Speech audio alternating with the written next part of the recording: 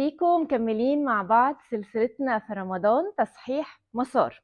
هدف من السلسلة دي كل شوية عشان نقعد نراجع مع بعض إن احنا نصلح مسار أفكارنا، مسار وعينا، تركيزنا، نظرتنا للأمور. نبتدي نغير حتى المشاعر بتاعتنا. كتير قلنا إن ناس حاسة إنها زعلانة من ربنا، حاسة إن الدنيا غير عادلة، وإن ليه بيحصل لي كده. فاحنا جايين نصلح المسار ده ونشوف ازاي نقدر ان احنا ننتبه لأخطاء، لمفاتيح في ايدنا احنا ممكن نبتدي نبقى واعيين بيها ونشتغل عليها، فجودة حياتنا تكون احلى.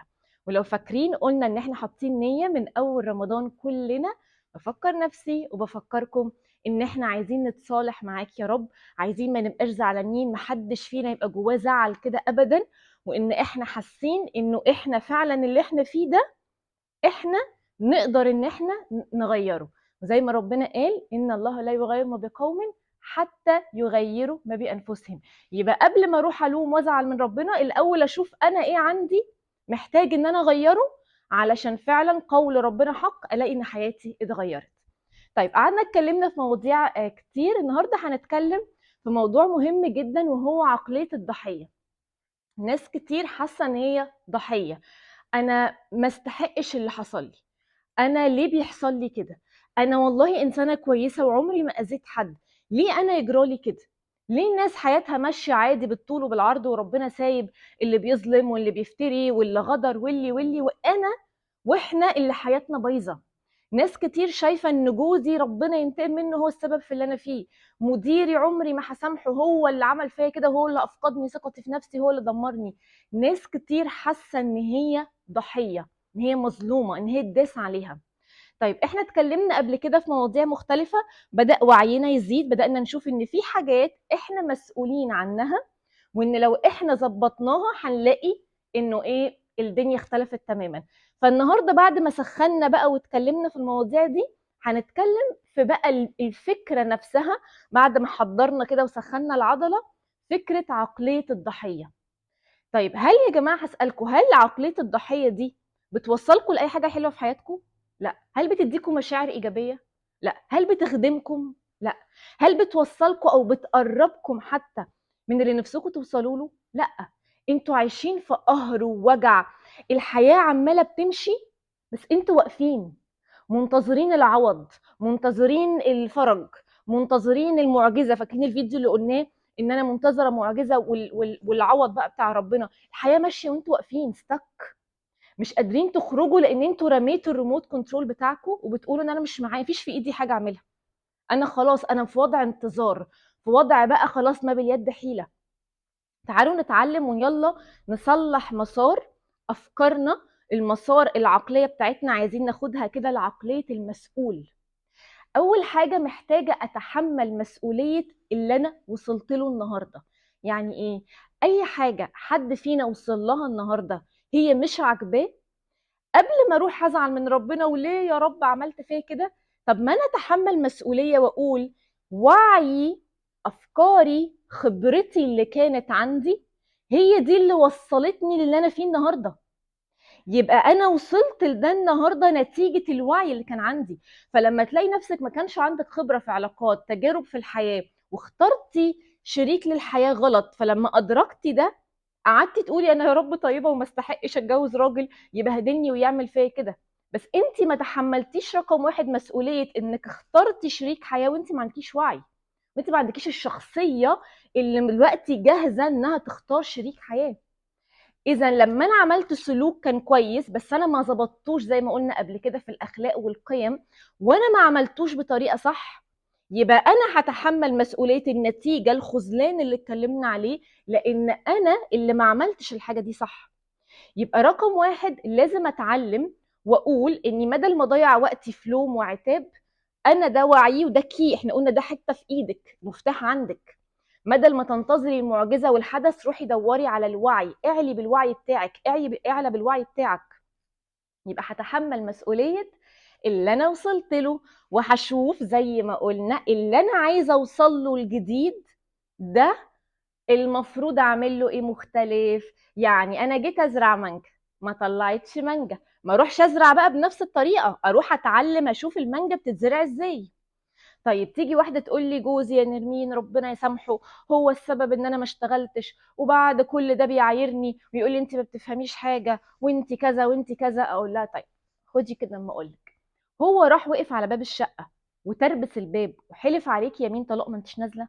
لا الحق يتقال، الراجل معلش ما عملش كده. طيب قال لك ما اعرفش عليا ما اعرفش 100 حلفانات ايه، ما انت مشتغله؟ الحق يتقال، لا الراجل ما عملش كده. الله، امال ايه اللي حصل؟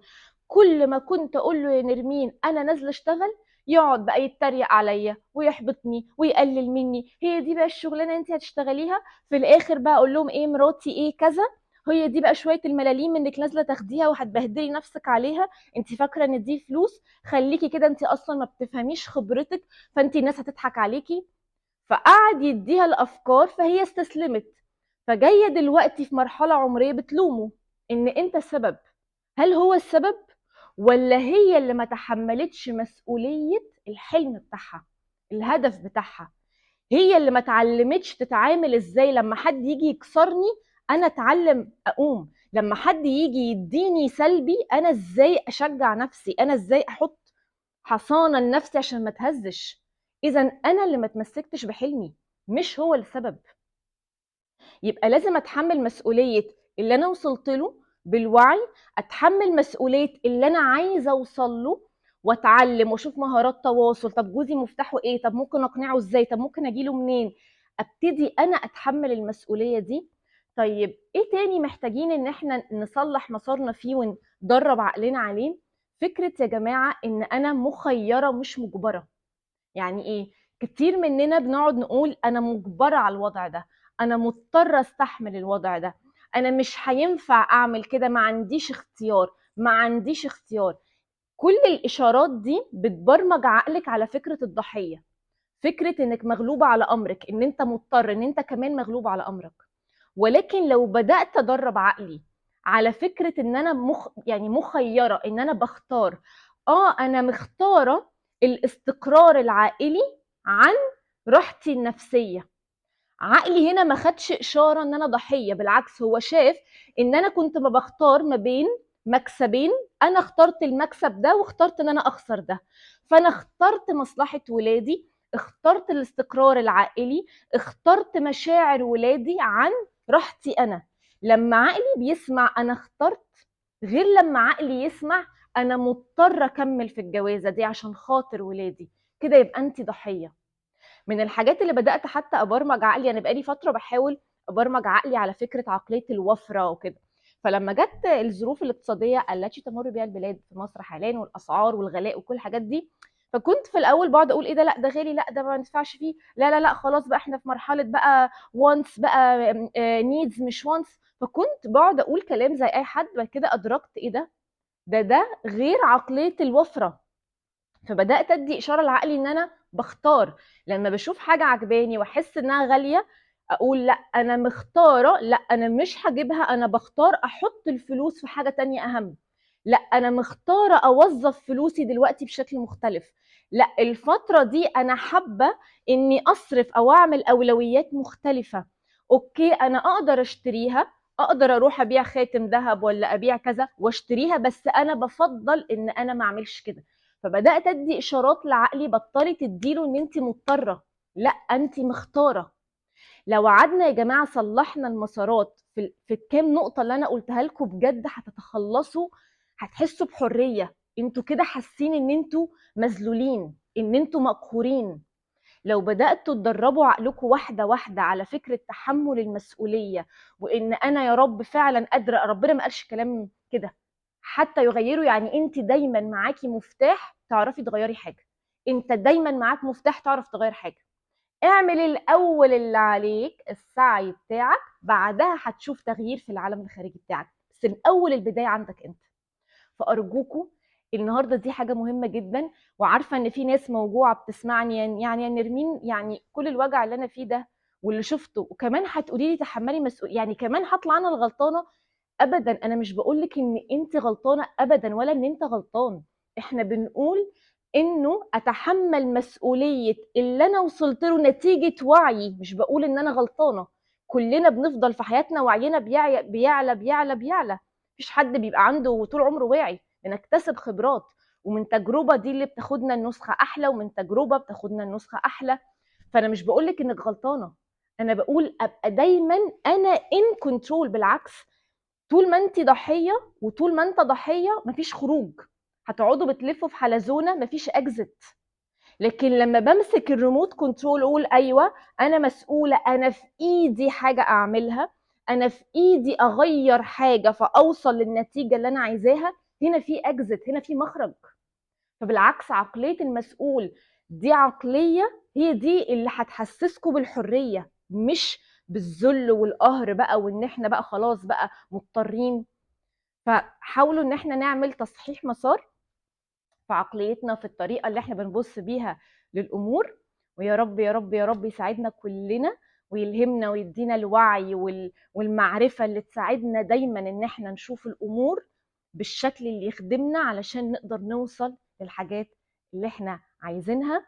ودايما بقول في كذا مره قلت ان بقيت كتير وانا بقول لا اله الا انت سبحانك اني كنت من الظالمين، بستغفر ممكن على وعي ما كانش عندي ازيد بنفسي، بستغفر يمكن على ظلم لنفسي ما كنتش عارفه قدر نفسي، بستغفر يمكن اني ظلمت نفسي بان انا ما عملتلهاش اللي هي تستحقه، اني يمكن ظلمتها بوعي استسلمت له سنين كانت النتيجه ان كان في خساره معينه. فدي نقطه برضو مهم جدا ان احنا واحنا برضو دايركشن كده جديد، واحنا كده بنستغفر ربنا او بنقول لا اله الا انت سبحانك اني كنت من الظالمين، ممكن نبتدي ننتبه ليه علشان برضو نقوي كده عقلية المسؤول. بشكركم جدا وهشوفكم في حلقة تانية إن شاء الله.